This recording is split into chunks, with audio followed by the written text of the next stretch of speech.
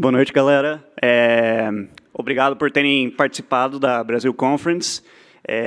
Tem sido uma experiência extraordinária. A gente está nas últimas horas aqui e a gente vai começar o nosso último painel. A gente vai falar um pouquinho sobre um dos temas que mais revolve a política brasileira, que vai ser um ponto de debate extremamente importante esse ano, que não é só democracia, mas também a economia, a restauração econômica do nosso país.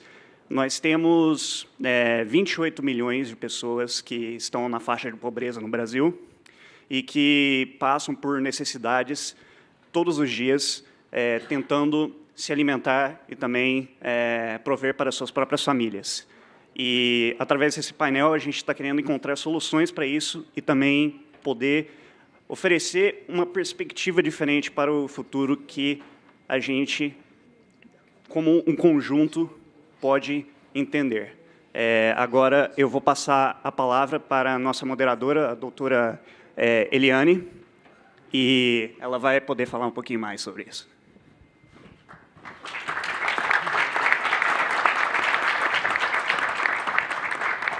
Obrigada, Pedro. Boa noite a todos. Obrigada pela presença a essa hora, todo mundo cansado, domingo à noite. Nós temos aqui uma mesa bastante ilustre, que me deixa muito orgulhosa. A professora Laura Carvalho é professora de Economia e diretora, atenção, gente, diretora do Centro de Pesquisa em Macroeconomia das Desigualdades da USP. Ou seja, tem muito a conversar com a gente. O Eduardo Loio, que foi professor da PUC do Rio de Janeiro, é sócio do PTG Pactual, ex-diretor do Banco Central e também do FMI. E temos o Eduardo Leite, que eu estou aqui pensando como é que eu apresento o Eduardo Leite. Porque o Eduardo Leite foi prefeito de Pelotas, foi governador do Rio Grande do Sul, e dizem as más línguas que as também boas. Candidato ou pré-candidato, ou, enfim, aspirante a candidato à presidência da República. Não é? Tô na pista para negócio.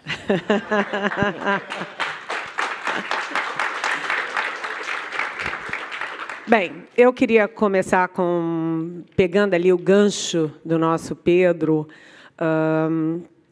Ô, Laura, vamos pensar o seguinte: a gente teve 20 anos de ditadura militar, a gente teve governos de direita, a gente teve constituinte, governos de centro, centro-esquerda, chegamos à esquerda e acabamos nisso que está aí, ou seja, Jair Bolsonaro. E, em todos esses processos, houve sempre a presença do problema mãe do Brasil, que é a desigualdade social. Eu queria saber por que isso nunca é efetivamente combatido e o que fazer para atacar efetivamente o problema mãe do nosso país. Bom, boa noite a todos. Agradeço de novo o convite. É ótimo estar aqui.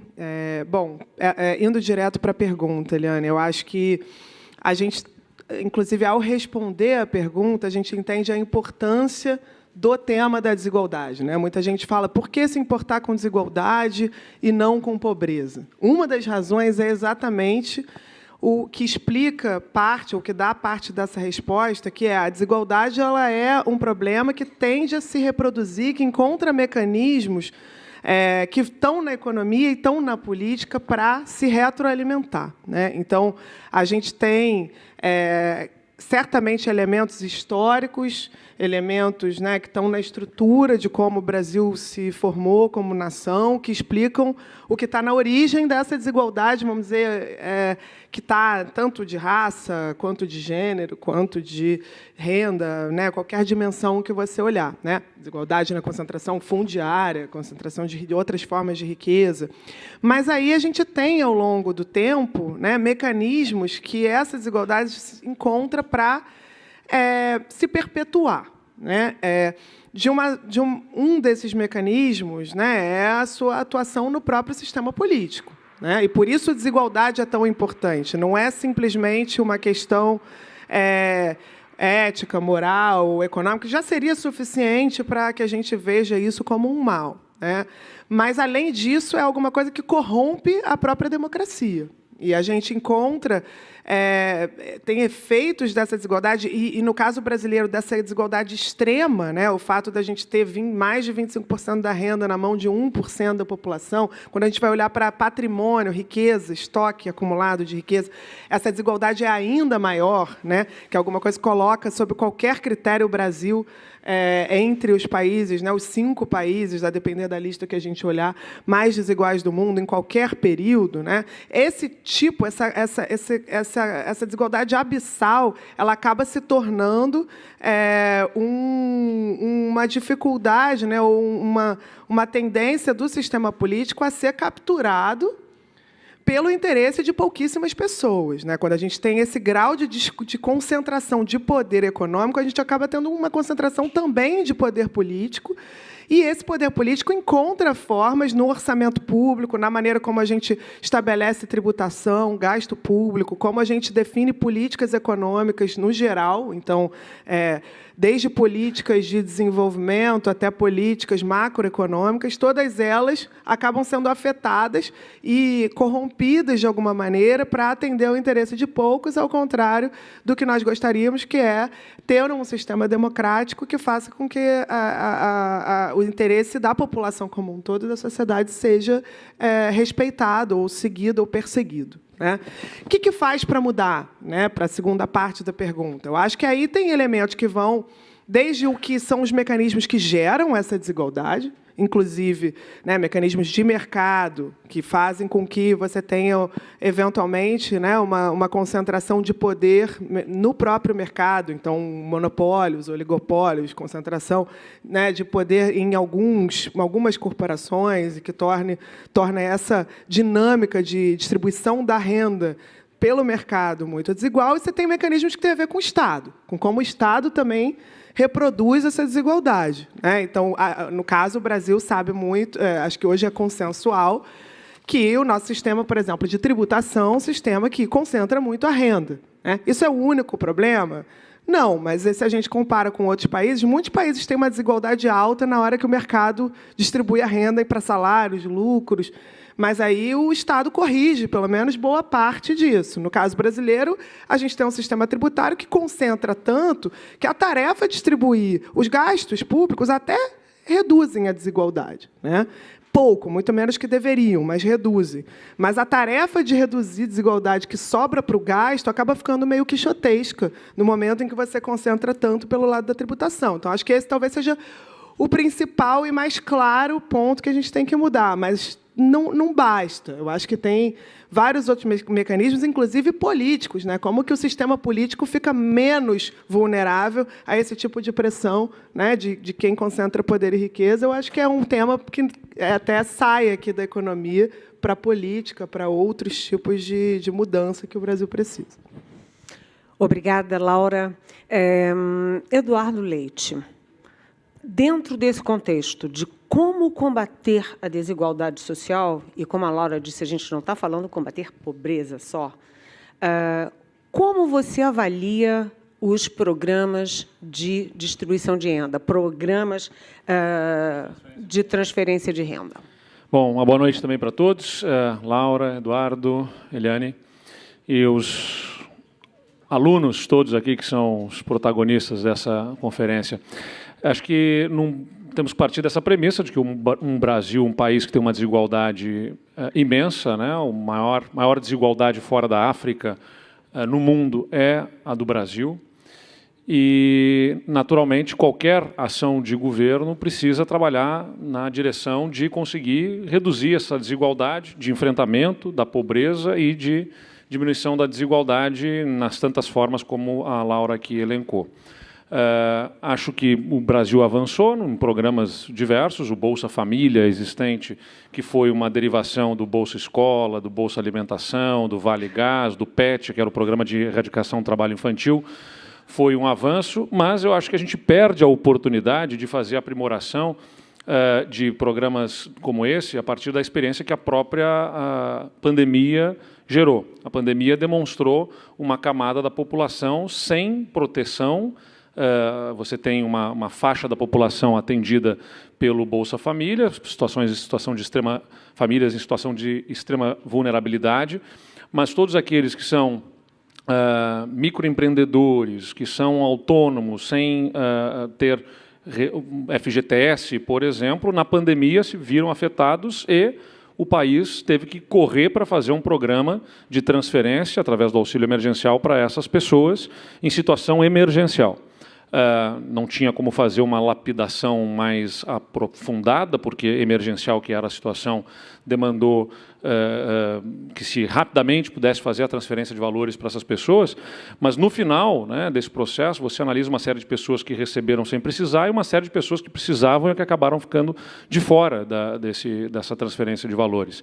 Então, acho que um ponto que eu quero chamar a atenção aqui é uma oportunidade, claro que ninguém queria viver a pandemia e todos os seus efeitos, mas na crise, né, você vê uma oportunidade de poder trabalhar com esses dados. O país tinha uma oportunidade de buscar criar ferramentas que permitissem uma melhor apropriação dos dados e informações de brasileiros vulneráveis ou em condição de vulnerabilidade de oscilação de renda crítica, porque nós tivemos essa pandemia que outro tipo de dificuldade pode surgir na frente, que também submeta brasileiros a uma condição como essa, e podíamos criar, a partir disso, um programa também que estimulasse formação de microempreendedores individuais, por exemplo, que com cadastros o país estivesse apto a formar fundos de proteção para este público,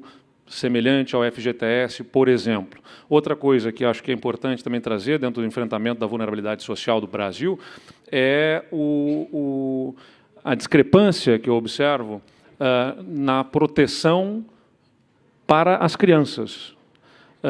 Quando a gente observa que 42% das crianças abaixo de 14 anos no Brasil estão abaixo da linha de pobreza nos critérios da ONU, que é de R$ 460 paridade de poder de compra, e 7% dos idosos estão abaixo da linha de pobreza nos mesmos critérios. Porque muito dos programas que nós temos, na verdade, priorizam o atendimento a idosos ou a adultos. Então, a gente acaba cuidando mal da infância, não dando a proteção adequada na infância, especialmente em relação à pobreza infantil, e acaba enxugando o gelo depois. Então, conversando com alguns especialistas, se nós quiséssemos elevar o poder de compra dessas crianças para poder estar acima destes R$ 460 de paridade de poder de compra, a estimativa seria de um outro Bolsa Família, cerca de 35 bilhões de reais. É claro que não é pouco, né, mas cabe lembrar que o Brasil oferece cerca de 350 bilhões de reais em incentivos fiscais só na esfera federal, muitas vezes pouco eficientes. Por exemplo, existe incentivo fiscal para a fábrica de refrigerantes na Amazônia, né? Ou seja, às vezes não identificados com a vocação econômica, inclusive, de uma região, e, consequentemente, com pouca ou baixíssima eficiência do ponto de vista econômico. E, de outro lado, então, a gente está abrindo mão de 350 bilhões de reais de arrecadação, quando, na verdade, a gente poderia ter um impacto econômico, inclusive, muito maior se nós tivéssemos parte desses recursos ofertados para elevar poder de compra e inserção econômica de famílias que têm crianças, para que a gente pudesse oferecer para elas um ponto de partida melhor. Porque, no final das contas, é sobre isso, é dar um ponto de partida melhor para que a gente possa ter uma resolução efetiva da desigualdade, como você falou, que há décadas é o problema do Brasil, sempre se fala, está sempre nos debates, mas não conseguimos ter, de uma forma peremptória, definitiva, a resolução deste problema. e vamos continuar tendo dificuldades se nós olharmos apenas para a linha de chegada, que é importante. Temos uma desigualdade, tem uma população que já ficou à margem de educação, que dificilmente vai ser inserida economicamente, mas a gente, para ter uma resolução definitiva, precisa olhar para o ponto de partida, especialmente nessas crianças e jovens, para que elas possam ter uma inserção econômica, uma outra perspectiva de vida e, consequentemente, o país, coletivamente, também possa ter essa nova perspectiva. Então, nada descarta o que já foi feito até aqui. Acho que é importante ter o aprendizado dos programas sociais já implementados. O Brasil precisa deles, precisa dos programas de transferência de renda existentes. Agora, a gente precisa ter uma nova geração de programas de transferências de renda que tenham um olhar para essa resolutividade de forma definitiva dessa desigualdade no médio e longo prazo para o país. Obrigada, Eduardo Leite. Agora vamos ao Eduardo Loyo. A Laura acabou de trazer para a gente a questão da reforma tributária, e toda vez que se fala em reforma tributária, ela é olhada sob o ponto de vista político e do ponto de vista federativo. Mas a Laura nos trouxe uma das questões principais nessa discussão, que é o nosso o regime tributário, ele é altamente concentrador de renda. A última reforma que a gente teve, de fato, no Brasil, foi o Plano Real. Depois a gente teve a quebra de monopólios, teve alguma investida ali na área de previdência com Fernando Henrique, um pouco com Lula, agora com Bolsonaro, e a trabalhista. E agora já estão falando, os candidatos, já estão falando até em rever isso. Eu queria saber de você, professor, qual é a importância das reformas e que tipo de reforma tributária o Brasil precisa discutir, precisa enfrentar? Bom, vamos lá. Eu fiquei com o assunto chato. Né? Mas você não é chato, você vai dar um jeito de ser simpático. Vou ver se eu escapo. Porque quando começa a conversa de reforma, é uma conversa que já está conosco há tanto tempo, não é? Que, puxa vida, lá vem falar dessa mesma história, não há quem aguente mais essa conversa de reforma.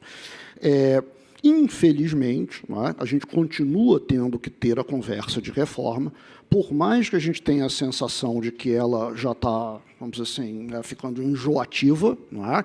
E mesmo que a gente olhe para o nosso histórico e até ache que a gente conseguiu fazer alguns avanços em algumas dessas reformas que vêm sendo propostas ao mesmo tempo, mas precisamos continuar falando nelas, porque nós não fizemos nem perto daquilo que eu julgo que nós precisaríamos fazer, deveríamos ter feito, e continuamos, vamos dizer assim, tendo dificuldade de fazer.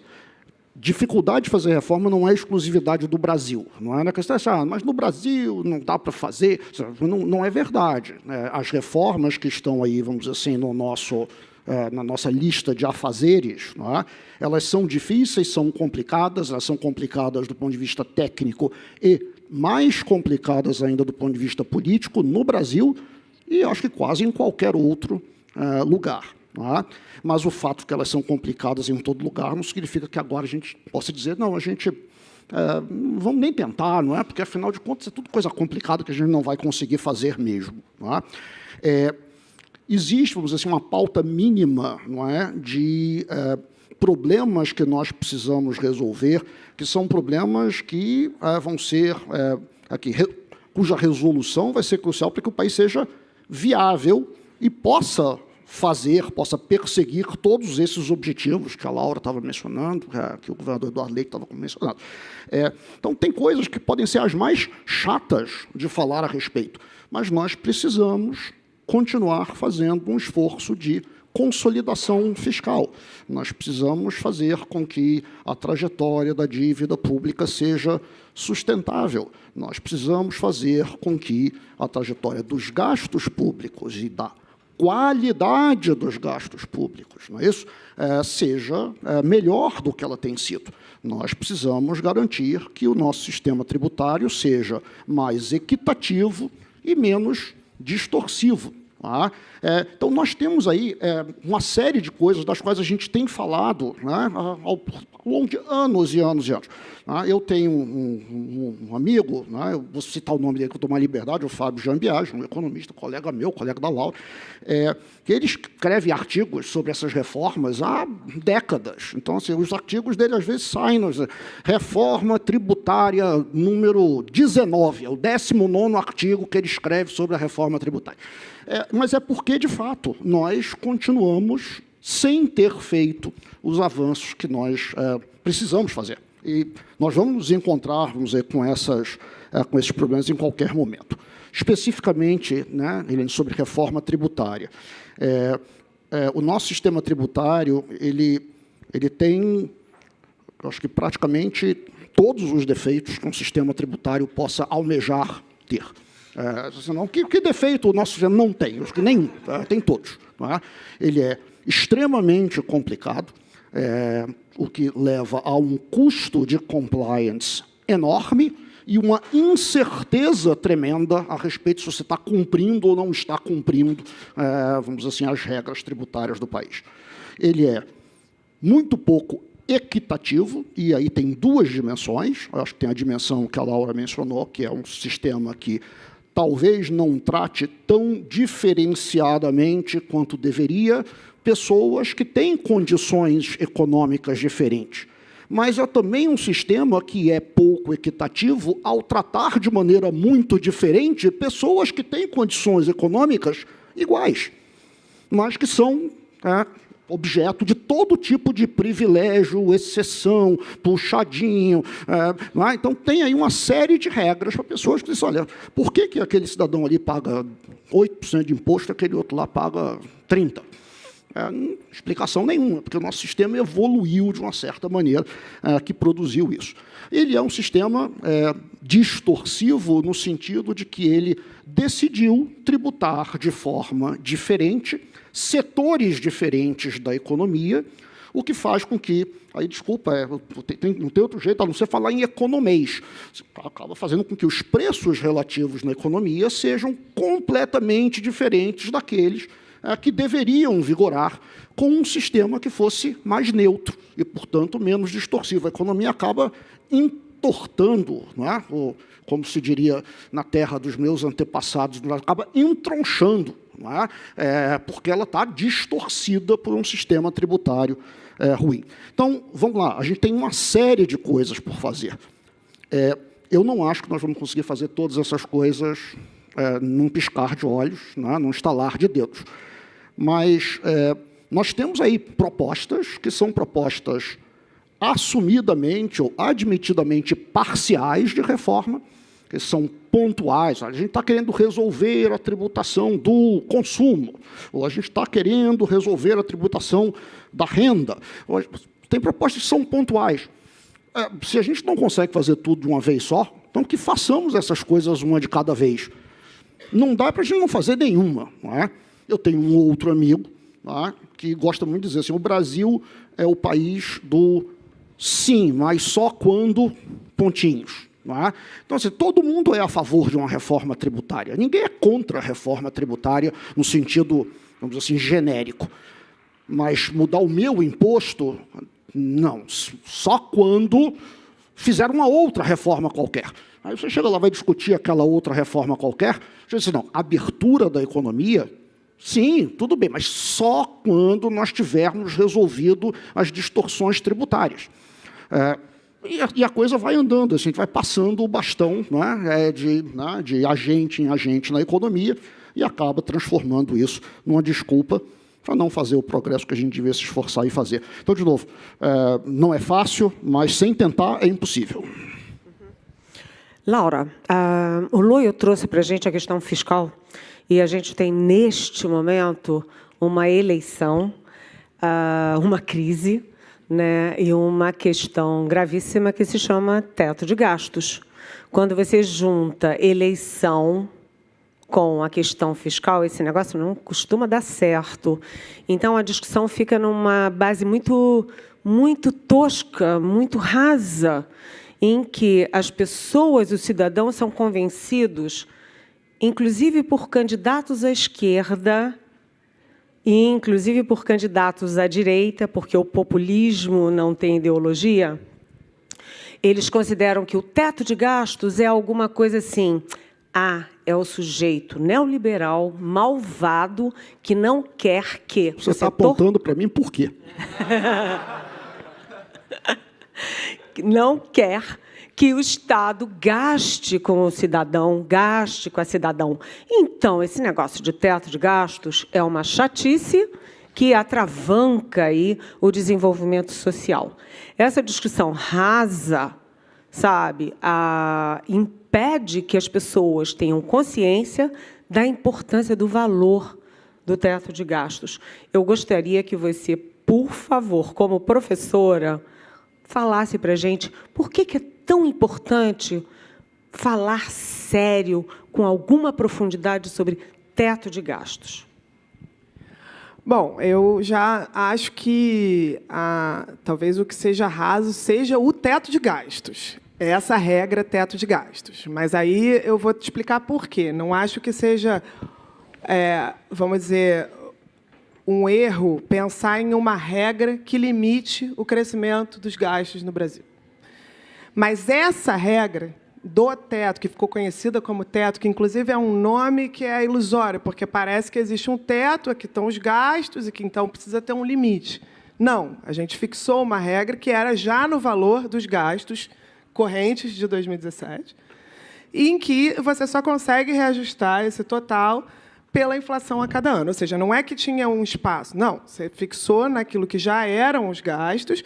Então, na verdade, você impedia qualquer crescimento nesse total de gastos por poder, em que crescimento além da inflação, em que parte desses gastos cresce além da inflação, mesmo que o governo decida que não, porque são os gastos obrigatórios, o caso da Previdência e outras despesas que vão crescendo para além da inflação, o que, na verdade, faz com que essa regra ela não seja um teto, ela é, na verdade, uma regra de redução de despesas com infraestrutura, investimentos, com cultura, com ciência e tecnologia, com meio ambiente, com todas as coisas que não têm um mínimo, que é o caso da educação e da saúde, e que também não têm um crescimento determinado pela Constituição, que é o caso das obrigatórias. Então, eu acho que o debate sobre teto de gastos ele deveria se sofisticar, sim, mas na direção de entender o que é a prática internacional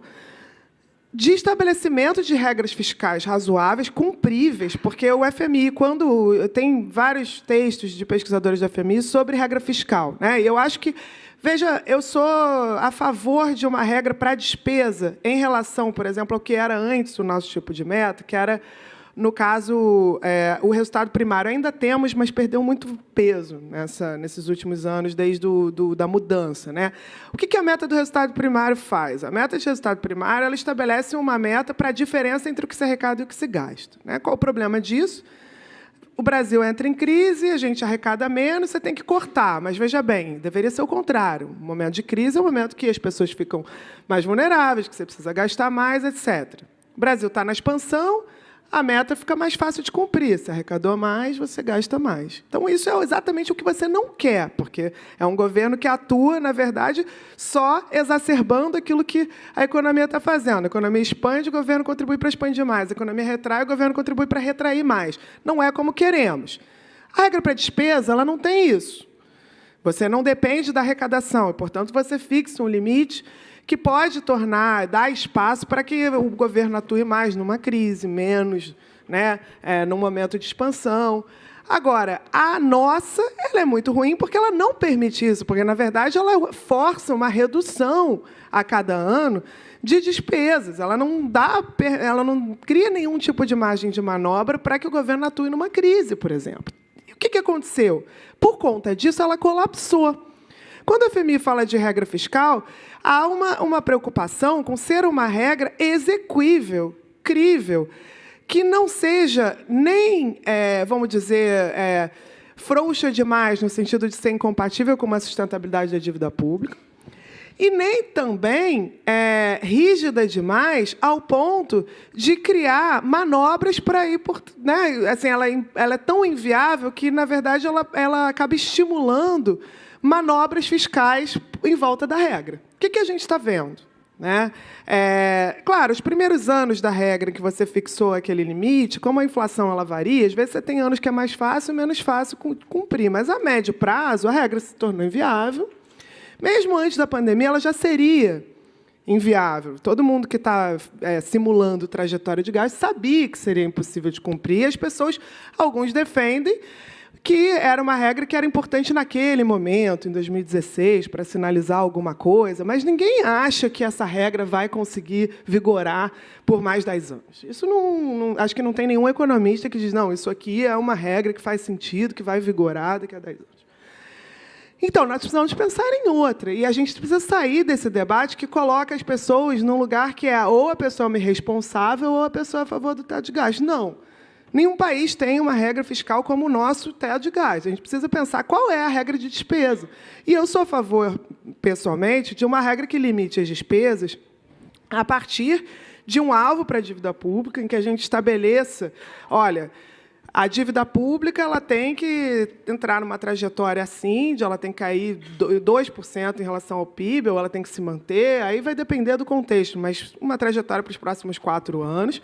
E você estabelece, então, uma meta, um limite para os gastos plurianual de 4 anos, que você diga, olha, então, para ser compatível, dado que eu prevejo que seja o crescimento, dado quanto eu prevejo que vamos arrecadar de impostos, os gastos eles podem crescer 2% ao ano, em termos reais, ou 3% ao ano, ou 1% ao ano, vai depender desses parâmetros, e você estabelece essa meta, esse limite, para os próximos 4 anos. É alguma coisa que tem... Né, que é pública, que, assim como as metas de inflação, é divulgado, as pessoas têm algum tipo de prestação de contas, deve ter algum conselho que veja isso e veja, caso a meta seja descumprida, o que você faz, mas alguma coisa que seja razoável, em linha com o que outros países fazem. Né? Então, gostaria muito também de ver uma sofisticação desse debate, mas eu acho que vamos dizer, a parte tosca ela está dos dois lados. E ela está muito também naqueles que olham e falam, teto de gasto, claro que deve ser bom. Né? Como? Eu quero que gaste sem limite? Só que não é isso. A gente está falando de que regra que faz sentido. E essa eu acho que já colapsou. Então, se a gente não faz abertamente um debate sobre qual regra vai substituir essa, a gente, na verdade, está dando margem para o que o governo Bolsonaro está fazendo, que é simplesmente descumprir o teto, aprovando diversos artifícios para gastar mais onde eles querem, que certamente não é o que a sociedade brasileira escolheria como destino para umas despesas, para um crescimento de despesas nesse momento. Bem, essa discussão sobre o teto de gastos, a gente poderia gastar horas nela, mas nós temos outros temas que são muito, vamos dizer, candentes também. Eduardo, um desses temas é exatamente a nossa Petrobras. A Petrobras está sempre nas manchetes e, neste momento, a gente também tem o candidato mais à esquerda e o candidato incumbente, eu detesto essa palavra, mas que disputa a reeleição, achando que é o seguinte, esse negócio de aumentar o preço de gasolina, isso aí prejudica o desenvolvimento do país, prejudica a classe média, enfim, prejudica a indústria. E existe uma grande discussão no país sobre o papel da Petrobras e sobre até onde intervir no preço da Petrobras. E aí a gente tem o ex-presidente, já estamos no 4º, na verdade, o outro não chegou a tomar posse, 4º presidente da Petrobras, e o general que acaba de ser demitido, ele diz o seguinte, não é função, a Petrobras não tem a função de fazer política pública. Quem faz política pública é o executivo. Como é que você vê a questão da Petrobras, dos preços da Petrobras? Bom, antes de qualquer coisa, o que me deixa indignado no Brasil é que a gente esteja no século XXI ainda discutindo petróleo, A gente precisa avançar para discutir energia renovável, para discutir o que o país pode e deve surfar na onda dessa nova economia, das novas matrizes energéticas que vão ser especialmente demandadas e é onde a gente tem oportunidade de desenvolvimento.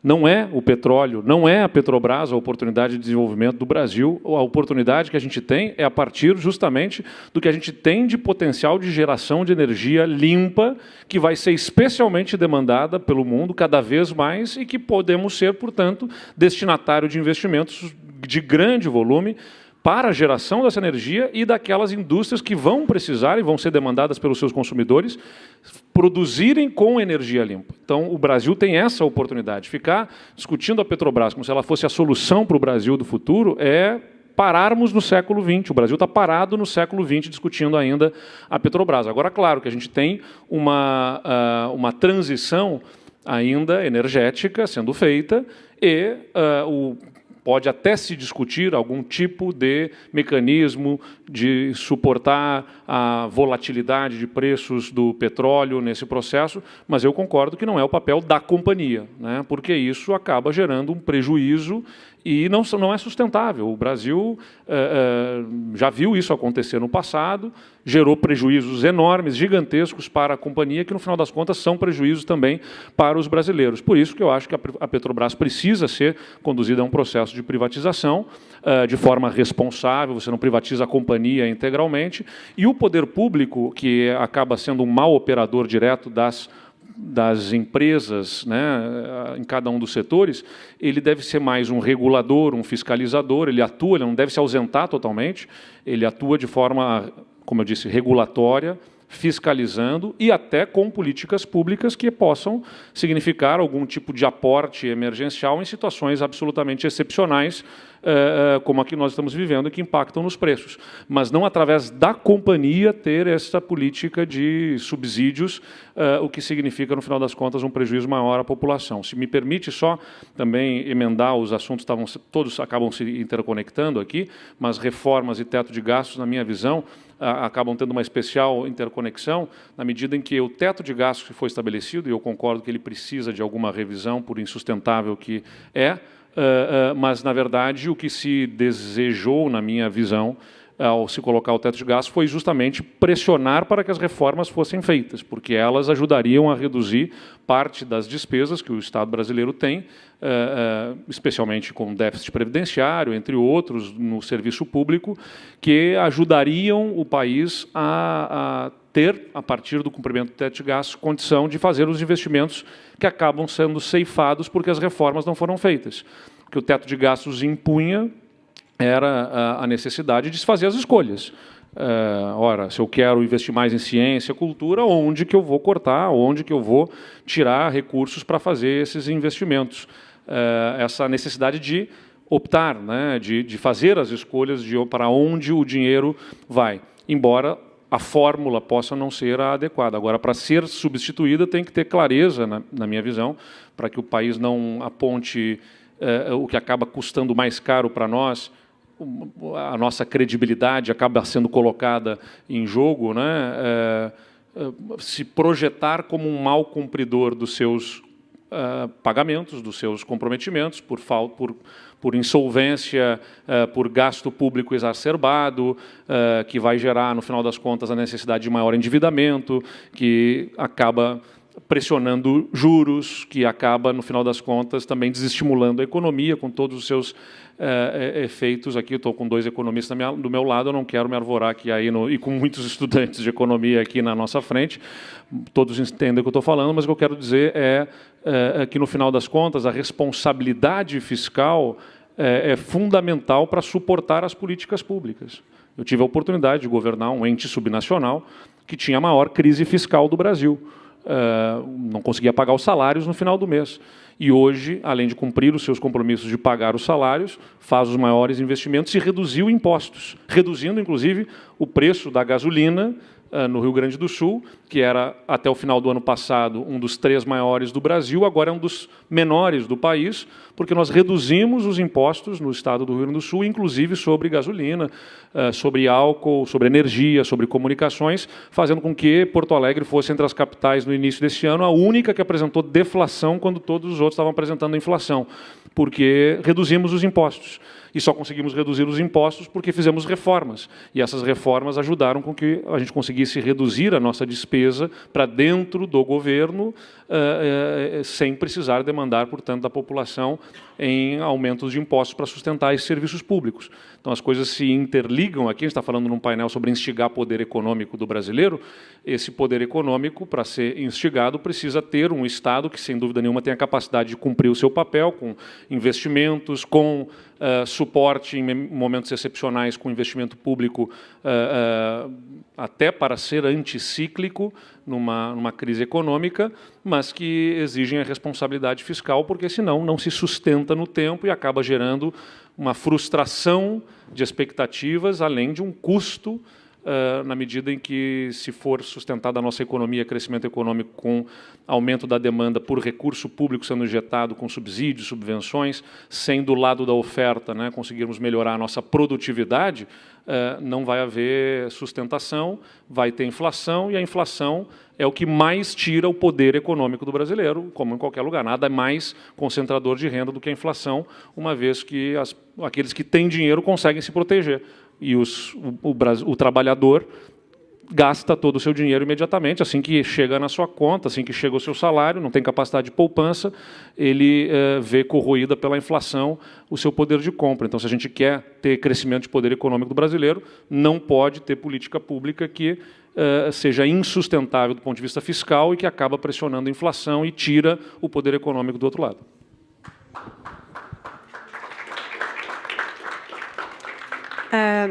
Loio, já que você é ex-FMI, ex-BC e vestiu a carapuça de neoliberal, porque eu nem estava olhando para você. Você estava apontando para mim, não vestiu carapuça nenhuma.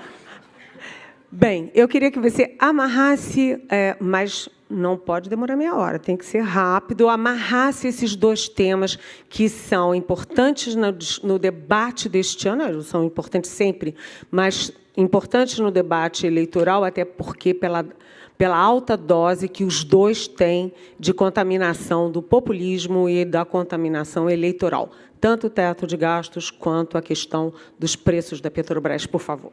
Vamos lá, eu vou tentar ser breve, não vou, vamos dizer assim, dizer tudo que eu acho que seria animado, divertido, discutir a respeito desses dois temas.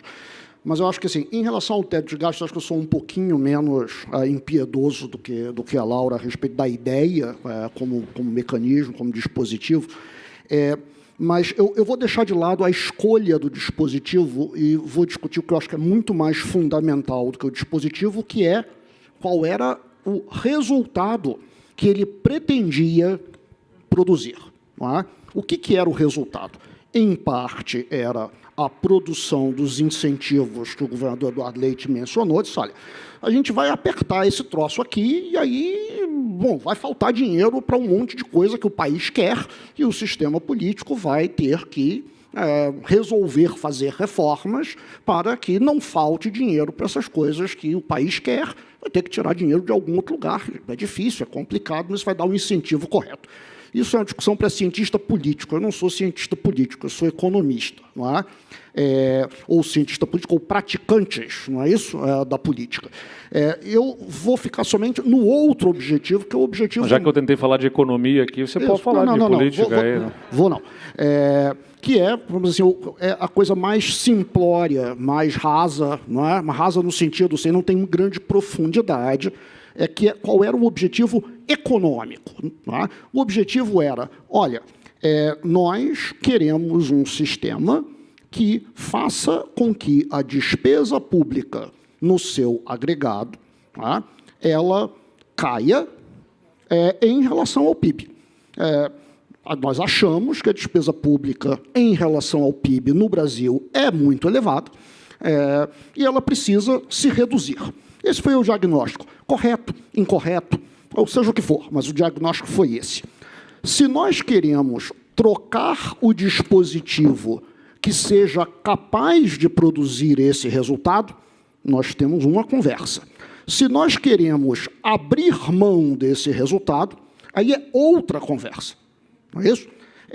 O que a gente não pode confundir ficar discutindo tudo como se a gente tivesse discutido só o dispositivo que deveria, de qualquer maneira, dar esse resultado e acabar, vamos dizer assim, propondo dispositivos que não entregam esse resultado, entregam outro, sem que a gente tenha discutido que a gente nem aquele resultado queria em primeiro lugar. Não é? Então, eu acho que essa distinção entre esses dois pedaços do debate é importante. Em particular, pelo que eu acho o seguinte, eu acho que assim, eu não sei se vocês... Isso é uma coisa da minha época, não é da época de vocês. Não sei se vocês assistiram um desenho animado chamado Papaléguas, não é? Chama Wile E. Coyote, não é? Aqui o personagem. Ele sempre tinha um plano brilhante, não é? Complicadíssimo, comprava aquela geringonça, aí montava lá, e aí, por um pequeno erro, um pequeno problema, dava errado. Ao invés de ele ir lá e tentar aperfeiçoar aquela geringonça que quase tinha dado certo, ele começa do zero de novo. Então, vamos jogar isso aqui fora e vamos pegar outro plano mirabolante e aí vamos tentar outra coisa que, de novo, dá errado, porque ela quase dá certo, mas ela está um pouquinho só errada, é um desastre. Né?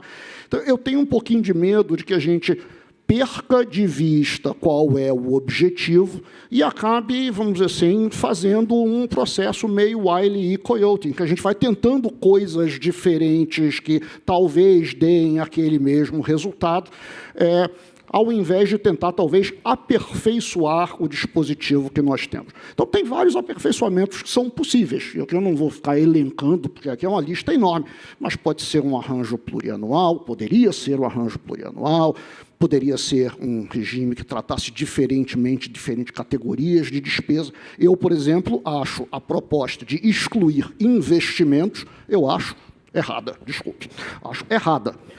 Eu acho que isso não resolve nada. A dificuldade está em comprimir o que não é investimento.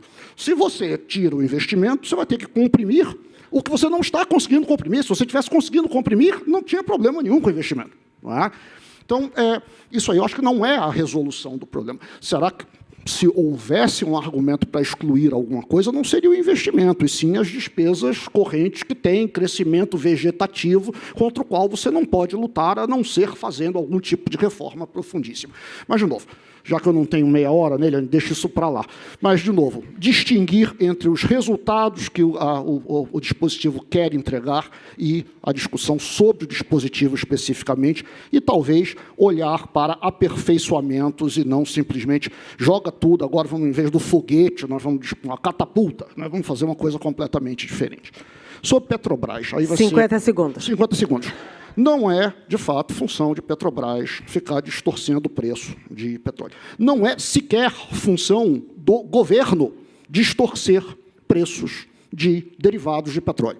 Se a alta de preços de derivados de petróleo está causando um problema social, se está causando vulnerabilidade em determinadas populações, determinados segmentos, é possível, é concebível do ponto de vista econômico, até dar um socorro a esses segmentos da população, a esses setores econômicos.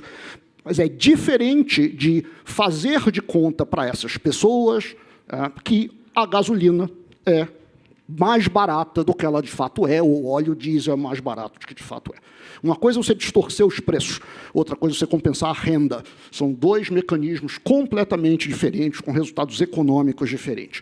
No Brasil, vamos lá, de novo, não é privilégio nosso ter a ideia de controlar o preço de combustível. Isso tem... Todo lugar do mundo tem alguém querendo cortar o imposto, diminuir, variar. Isso está acontecendo em todo lugar. Não é? Mas, no Brasil, é uma ideia particularmente ruim. É uma ideia particularmente ruim, porque o nosso, vamos dizer, espaço fiscal para fazer esse tipo de coisa não é grande, é escasso, não é? Por todas as razões que a gente está discutindo aqui. E mais, no Brasil, eu suspeito, posso estar enganado, de que você subsidiar combustíveis ou derivados de petróleo é ainda mais concentrador de renda do que é em muitos outros lugares onde essa ideia também surge. Então, eu acho que, de fato, não tem nada a ver. Posso agregar uma informação aqui? No Rio Grande do Sul, lá no nosso... Quando eu governava o Rio Grande do Sul, até semana passada, nós discutimos uma reforma tributária no nível local, tá? Claro, dentro da esfera de competência de um ente subnacional, buscando aperfeiçoar o sistema tributário para justamente diminuir esse efeito concentrador de renda, uma vez que o ICMS, que é o imposto cobrado pelo Estado, é o que tem um maior caráter regressivo, né? As famílias de baixa renda acabam pagando mais porque o imposto está no item, independentemente, né, da renda da pessoa. Então, os dados mostravam que uma família de um salário mínimo acabava tendo 14% da sua renda comprometida com o ICMS, com o imposto do Estado, enquanto alguém que ganha R$20 mil tinha 5% da sua renda comprometida com o ICMS, até porque compra mais serviços, né, e os serviços são tributados com o ISS, que é o imposto municipal, que vai até 5%. Bom, um dos problemas justamente da tributação, da estrutura tributária, é que você pega e faz benefícios através do item, ou seja, a alimentação, por exemplo. Você diminui o imposto da alimentação. Só que quando você coloca o imposto menor nos itens, você está beneficiando tanto a alta renda quanto a baixa renda. O significado era, na alimentação, o Estado abria mão de algo em torno de 550 milhões de reais, do que 180 milhões de reais deixavam de ser pagos pelas famílias, pela grande parte da população, que é de família até 3 salários mínimos. E outros 380 milhões de reais eram das famílias acima de 15 mil reais. Ou seja, na verdade, é isso que o Loio está falando aqui, na verdade, o benefício fiscal está muito maior na alta renda, né? Quando o que nós propunhamos, e claro que no ambiente da pandemia ficou difícil avançar nisso, porque a pandemia deixou toda a sociedade mais ansiosa e muito mais difícil falar sobre tributação, o que nós propunhamos é exatamente isso, tributa igual. Né? Só que essa dificuldade de fazer uma reforma tributária. Tributa igual à alimentação, como assim vai cobrar mais caro na alimentação? O que nós defendíamos é tributa igual, e essa receita da ordem de 600 milhões de reais vai entrar, e ao invés de eu beneficiar a baixa renda com 180, pega 400 milhões de reais e bota na mão desse pessoal. Ou seja, você vai aumentar o poder de compra dessas pessoas, o Estado vai ter arrecadação e a gente transfere para quem precisa, beneficia as pessoas, e não o item. Né? Só que a dificuldade está quando você vai discutir essas reformas, naturalmente, o debate político ele se transfere para como assim o governador quer tributar a comida, né, das pessoas, a alimentação das pessoas. Bom, porque você tem essas distorções, além de uma questão de classificação também, em que, por exemplo, margarina paga um imposto e manteiga paga outro. Isso não faz sentido a gente ter o Estado definindo se a pessoa vou incentivar consumo disso ou daquilo especificamente, a não ser por questões sanitárias ou por questões de malefícios ou benefícios apurados cientificamente, mas que, nesse caso da alimentação, toda hora muda. Né? Se a comida, o café faz bem, faz mal, ou a margarina é melhor ou pior que a manteiga, enfim. Mas, então, essas dificuldades, né, nesse sistema tributário anacrônico, que acaba significando ainda mais dificuldade econômica para a população de baixa renda. O Eduardo estava falando, Laura... O Eduardo qual? Você. Tá bem, nós somos dois. O candidato. Opa, desculpa, o ex-governador. Mas, enfim. Eu sou candidato a alguma coisa. Na medida que eu estou desempregado, eu vou ser candidato a alguma coisa. Nem que seja uma vaga de emprego, nem que seja uma vaga de uma especialização aqui. Ou de ser o candidato do centro. Aí, bom, essa é uma outra discussão, vamos deixar para outro painel. Mas, Laura, o Eduardo Leite estava falando da pandemia e a gente estava com a sensação de que a pandemia estava indo embora e veio aí a crise Putin, enfim, a guerra da Ucrânia. E isso tem vários efeitos no Brasil, não só os efeitos pontuais na agricultura, nos fertilizantes, na gasolina, mas também pegou o Brasil de calça curta, com a imagem internacional no fundo do poço. Eu gostaria de ouvir de você qual é o impacto disso tudo na economia brasileira em 2022 e na projeção a partir de 2023. Por favor, 30 segundos.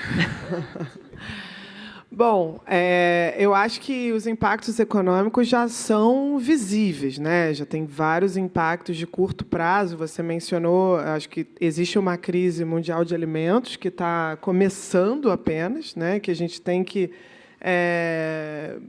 prestar bastante atenção. No caso, no brasileiro, isso se expressa numa questão, né, do como o agronegócio vai lidar com as sanções para fertilizantes, mas tem, assim, a Ucrânia é um dos principais fornecedores de trigo no mundo. Então, o preço do trigo, que se reflete em vários outros alimentos, já está subindo, né?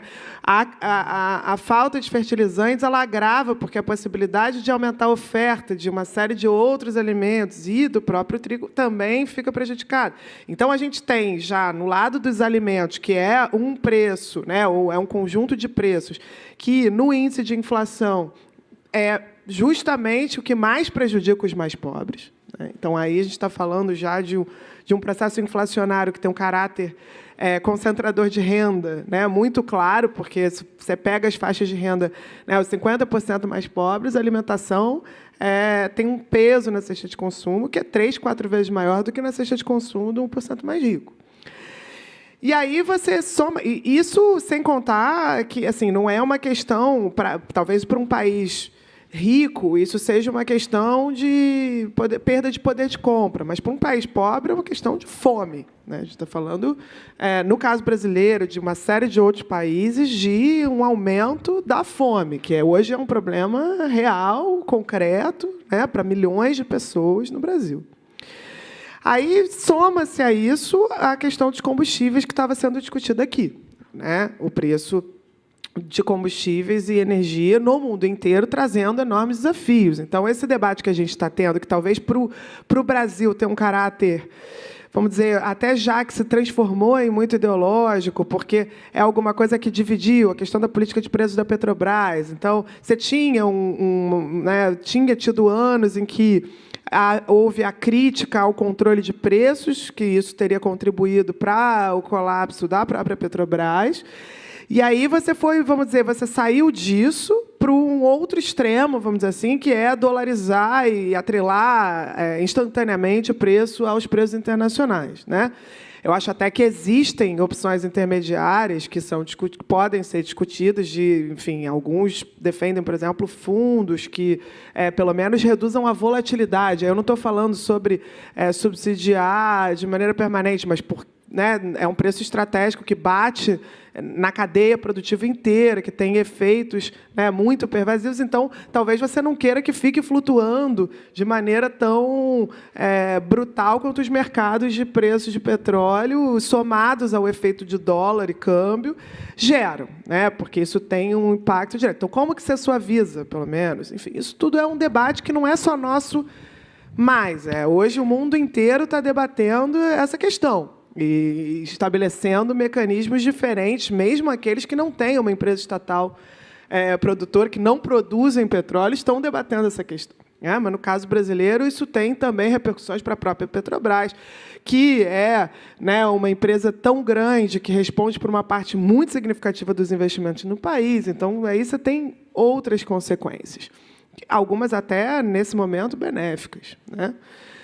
Mas não é só isso, né? A gente está com uma inflação altíssima.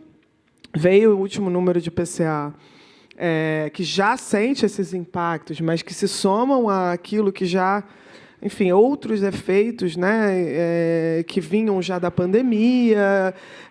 E tampouco esse é um problema só nosso. A gente vê no mundo inteiro a inflação atingindo patamares inéditos. Então, você tem países europeus com inflação chegando a 10%. Isso não é alguma coisa que você viu nas últimas décadas. Então, realmente tem um problema global, mas a gente sabe que, no Brasil, um processo inflacionário como esse, dado que a gente carrega uma memória, dado que existe um conjunto de expectativas e mecanismos de indexação, mecanismos que repassam câmbio, efeitos de desvalorização da moeda também para preços que são mais pervasivos, tudo isso tende a criar consequências mais dramáticas, né? A taxa de juros já está subindo, essa taxa de juros, por sua vez, que sobe para frear esse movimento, né, de pressão inflacionária, de pressão de desvalorização da moeda, ela tem impacto na dívida pública. Então, parecia que a gente ia sair com um nível de dívida pública que era até menor do que o que estava projetado. Agora, com os juros subindo, o custo da dívida aumenta. Então, você tem uma dinâmica de dívida que surge por essa questão, agravada pelo cenário internacional. Então, esse é um dos elementos. E aí você tem a parte da destruição que você falou da imagem do Brasil no mundo. Eu acho que os danos eles já vinham, a gente tem anos trabalhando para desmoralizar o Brasil no mundo. Estamos chegando ao 4º ano de trabalho árduo para desmoralizar a nossa imagem. A diplomacia brasileira ela realmente assim, vai ter um trabalho de reconstruir, de reconstituir a imagem do Brasil pela frente, gigantesco. Eu acho que a gente perdeu peso em uma série de arenas internacionais decisórias que seriam fundamentais para se pensar como o Brasil vai atuar e como a economia brasileira vai se integrar nos próximos anos. A gente está completamente fora desses espaços. E me parece que isso tem consequências, assim como a destruição da Amazônia, tem outras, uma degradação institucional, que vários painéis debateram aqui. Eu acho que são consequências que talvez coloquem tarefas, a gente estava falando aqui das tarefas históricas. A gente tem tarefas, problemas nunca resolvidos, coisas que já seriam grandes desafios. E, além disso, a gente está andando para trás em uma série de áreas que eu acho que trazem para a gente um primeiro desafio, que é de chegar no ponto que a gente estava. E isso é um pouco devastador, mas esperamos que começar o quanto antes nessa tarefa, e acho que a da diplomacia ela está entre as mais importantes mesmo. Eduardo Leite, a gente tem um processo de desmanche, a gente estava falando do desmanche da política externa brasileira. A imagem do Brasil cresceu tanto, evoluiu tanto, eu acompanho, assim, meio devastador mesmo. Mas também a gente tem o desmonte da educação. Da educação, claramente, da saúde, da cultura. Na cultura, como a imprensa está atolada de desmanches e crises, a gente está olhando pouco para o que está acontecendo na cultura, é de uma gravidade enorme. Sem dúvida. Enorme. Na ciência, tem uma falta de investimentos em pesquisa que vai gerar um apagão futuro de cérebros. Mas eu queria focar na questão específica do ambiente e da Amazônia. Por quê? Porque isso gerou uma consequência política positiva. Eu, em muitos anos de praia, nunca ouvi falar de fundo internacional fazer carta criticando o Brasil pela política ambiental, pela destruição da Amazônia. Nunca vi setores do agronegócio brasileiro, o agronegócio é sempre considerado um setor extremamente conservador, não é? E está aí num processo também junto com essa vanguarda que diz, espera aí, queimar a Amazônia, não. Você tem os ex-ministros da Economia, ex-presidentes do Banco Central, empresários, banqueiros, que estão dizendo, gente, não dá para destruir a Amazônia. Esse processo político, o que diz isso para você, com a sua cabeça política, com a sua experiência e com a projeção de que a gente tem uma eleição e um novo presidente, espera-se, a partir do ano que vem? Até brincar aqui que eu estou vendo a Estela e agora não sei, me esqueci o nome do nosso... O Camilo, que são co-presidentes ali, já que o meu partido pode ter uma disputa aí, a gente não pode brincar com o co-presidente aqui. Vamos dividir as coisas, é isso? Nessas discussões que a gente tem. Mas, enfim, sobre a questão da posição do Brasil, tanto rápido, já que estouramos o prazo, na questão ambiental, como eu disse, o país precisa entender que tem uma oportunidade econômica aqui, inclusive. Eu me lembro de ver conversar com a ex-ministra Isabela Teixeira, do Meio Ambiente, e ela dizia, tem muitos tons de verde, mas a gente sabe que, no final das contas, o verde que importa muito é o do dinheiro, né? Então, se não for por comprometimento de visão civilizatória para o futuro da humanidade e para o nosso próprio bem, uma vez que a gente está vivenciando situações extremas no clima, como chuvas torrenciais numa região do país, seca, como no Rio Grande do Sul enfrentamos pela segunda vez em 3 anos neste ano, que seja pela visão, inclusive, da oportunidade econômica que tem aí para o país. Porque há muita cultura que pode ser conciliada com a floresta, no país e que não é aproveitada. Uma delas, conversando também com alguns especialistas, reportavam, por exemplo, que o cacau, o Brasil, na exportação de cacau no mundo, responde por, sei lá, 1%, 2%, qualquer coisa assim, e os outros países que acabam dominando nessa área são países que não têm, por exemplo, uma Embrapa para desenvolvimento de produção mais qualificada.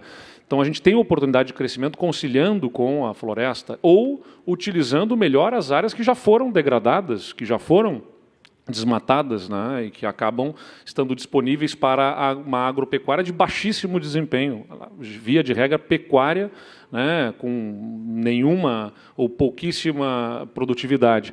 E, bom, no final das contas, o que me parece claro é que o que as democracias estão enfrentando nos tempos atuais, aí vou entrar para uma análise aqui, talvez mais sociológica e política, é que o desafio da humanidade, o desafio do planeta hoje em dia, com as mudanças tão profundas que a gente está vivendo por conta da tecnologia, que rompe completamente com a forma como se produz, como as pessoas se relacionam, o cidadão médio, todos nós, ficamos angustiados com o nosso futuro imediato. Que lugar vamos ter nós no mundo, nesse mundo que aquilo que eu sei fazer acaba sendo substituído, eventualmente, por um robô, por um sistema computadorizado, informatizado, que substitui algo onde eu poderia me destacar, eventualmente. As pessoas vivem, portanto, sob ansiedade. Os empregos são colocados em xeque. O sujeito que estava numa indústria perde o seu emprego por um robô, vai virar motorista de aplicativo e o carro ali na frente vai virar autônomo. Então, ele está sob essa ansiedade. Mas é mais difícil você colocar a culpa na tecnologia, porque ninguém quer abrir mão da tecnologia. Então, populistas, né, aproveitam esse ambiente de ansiedade, de angústia da população e dão a elas um culpado para todos jogarem as pedras neles. Nos países desenvolvidos, a culpa é mais fácil de colocar num agente externo, um imigrante, né, ou o problema da imigração. Então, a culpa são dos imigrantes. Vamos fechar fronteiras, vamos dificultar a entrada no país e tudo mais. No Brasil, que não tem problema com imigração, não tem como botar a culpa, portanto, em agentes externos. Aliás, o presidente verbalizou isso há 10 dias, né, fez uma declaração de guerra contra os brasileiros, disse que os inimigos são internos, que tem uma guerra interna que precisa ser travada e que é travada por eles, então uma declaração de guerra contra o seu próprio país, porque, na verdade, se a gente não tem como botar a culpa lá fora, se coloca a culpa para dentro do país. A culpa é desses gaysistas, a culpa é dos negros, a culpa é das mulheres, das feministas, a culpa são das minorias que estão ocupando espaço. Do PT, né? A culpa é do PT, a culpa é do PSDB, não, a culpa é de todo da mundo. Mídia. Vocês não aprenderam isso? A culpa da imprensa, isso? A culpa é das urnas, né? Aliás, todos os espaços de contestação são atacados, né? É isso, porque democracia não é a oportunidade apenas de viver fazendo eleição para eleger um governo. Democracia é a necessidade do governante eleito conviver com a contestação, que se expressa na mídia, que se expressa no parlamento, que se expressa, em última instância, na própria urna, pelo voto popular.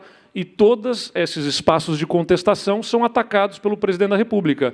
O parlamento, a imprensa, as urnas, em última instância, onde se prenuncia venha acontecer contestação ao presidente. Então, o que a gente está vivenciando no Brasil é esse ataque para procurar culpados de forma absolutamente simplória, ofertando um culpado para que uma população angustiada com essas mudanças consiga jogar todas as pedras nessas frentes, né? Entre elas o meio ambiente. Então, a culpa é dos que defendem o meio ambiente, é dos ambientalistas que não... Essas pautas que emergiram pelo avanço civilizatório, pelo nosso avanço como sociedade, acabam sendo as inimigas destes que buscam, como populistas que são, oferecer respostas fáceis para problemas tão complexos como os que a gente tem nessas mudanças que a gente está vivenciando. É isso que a gente está passando no Brasil hoje, e por isso que precisamos ser a resistência a essa prática populista, mas que tem origem, na minha visão, em algo que foi plantado também, não origem, mas assim, foi influenciada por algo que, antes de Bolsonaro, foi uma luta de nós contra eles, muito proporcionando terreno fértil para que houvesse uma reação que hoje se expressa através de Bolsonaro. Por isso que eu sou um moderado que muitas vezes acaba sendo atacado pelos dois lados. No final das contas, é isso. Né? Eu conheço essa história. Não, já tive ataques do MBL e de sindicatos no mesmo dia, então, por uma mesma posição. Então, isso às vezes expressa o que é a gente querer ter ponderação, que é o que menos vende nos dias atuais. O que vende é a lacração, é uma opinião radical sobre um assunto, mesmo que não se entenda nada sobre ele, né? A ponderação não rende likes e compartilhamentos. Gente, eu adoraria ficar aqui muito, muito, muito tempo discutindo. Debate bom é aquele que passa tão rápido que a gente nem sente o tempo passar, como aconteceu agora.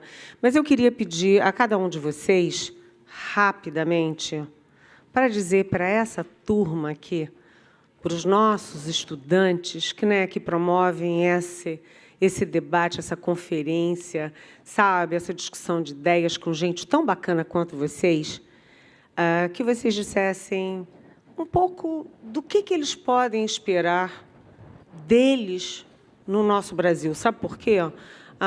O valor econômico, o Estadão, né, que é o jornal onde eu trabalho, vem dando reportagens mostrando o quanto os outros países pobres, né, os países em desenvolvimento, eles exportam as pessoas menos qualificadas. E a nossa exportação de gente para o mundo é exatamente das pessoas mais qualificadas, ou seja, de vocês. Vocês, os estudantes de MIT, de Harvard, etc., etc., que estão aqui com a gente. Eu queria saber, professor, começando por você, eu quero rapidamente que você diga para eles o que eles podem esperar do Brasil e o que eles podem esperar para fazer pelo Brasil. Eu acho que a segunda parte da pergunta é crucial, não é isso? Não, eu não acho que nenhum de nós, nem na minha geração, nem na geração de vocês, olha que tem várias aí no meio do caminho, pode esperar um país assim, pronto, os problemas resolvidos, onde vai ser fácil, não é isso? Vencer os seus próprios desafios pessoais, porque o ambiente está todo preparadinho. Não é assim. E aí a resposta... bom, vocês vão ter que construir, não é? Vocês vão fazer parte da construção. Vocês já estão fazendo parte da construção. O que vocês estão fazendo aqui já é parte da construção. Não é? E aí, a resposta à outra pergunta, que é o que vocês podem esperar do país, vai depender, inclusive, de vocês mesmos. Não é? Eu acho que nós todos estamos construindo, ou tentando construir o país juntos. Tem uns que já estão, vamos dizer assim, mais cansados, como eu. Tem outros que já estão mais dispostos, como vocês. Mas é isso aí.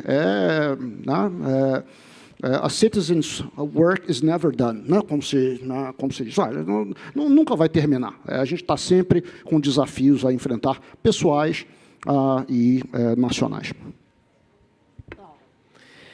Olha, teriam várias respostas, mas eu acho que tem uma que me preocupa, que tem a ver com o fenômeno que o Eduardo estava descrevendo, né, do que são as raízes desse crescimento do autoritarismo, do enfraquecimento da democracia, que não ocorre só no Brasil, que ocorre em várias partes do mundo. E eu acho que uma das facetas é uma distância, e uma distância que foi criada entre as elites intelectuais, as elites financeiras, e a população. Essa distância ela se reflete de várias formas, mas uma parte dela tem a ver com uma arrogância, e eu me insiro nessa elite intelectual, mas uma arrogância nossa, na maneira como a gente trata dos problemas, da maneira como a gente dialoga.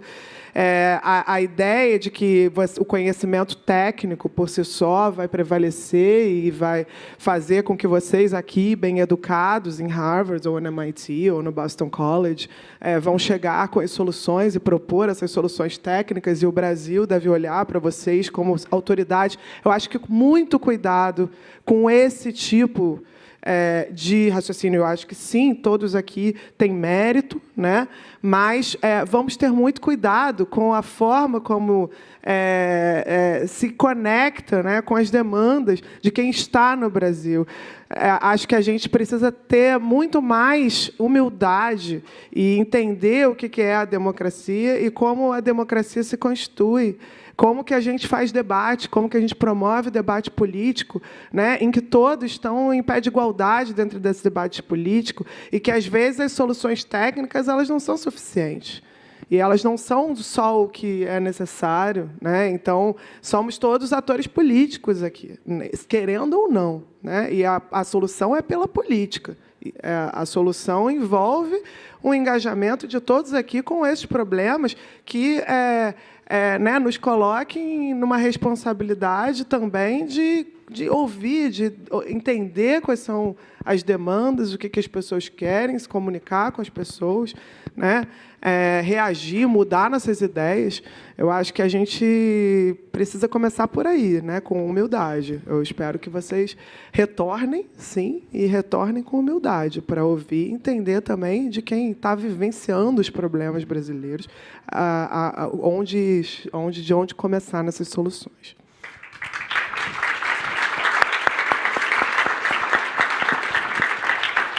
Ou seja, são aquelas duas palavrinhas-chave que se unem: mérito e responsabilidade. Eu gostaria, já que estamos falando de vocês, né, que vocês são as estrelas desse evento, eu gostaria de chamar a minha amiga desde pequenininha, desde criancinha, Estela. Como é seu nome todo? Estela Lacombe França. Eu gostaria de chamar o meu querido amigo Camilo Rodrigues Vasconcelos e o Vinícius Valverde para dividir aqui com a gente. Sabe por quê?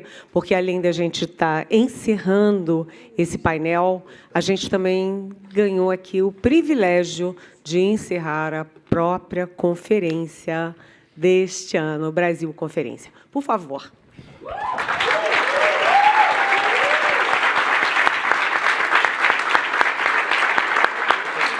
Não, você fica.